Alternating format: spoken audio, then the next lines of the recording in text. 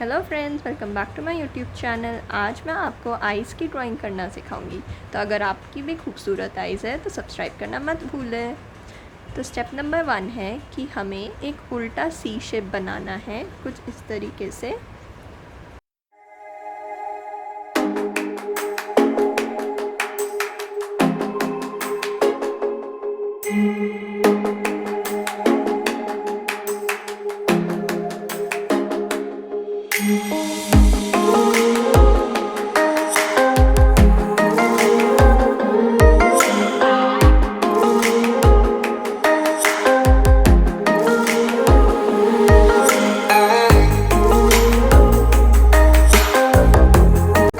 Shape बनाने के लिए आपको छोटी यू की मात्रा को उल्टा लिखना है।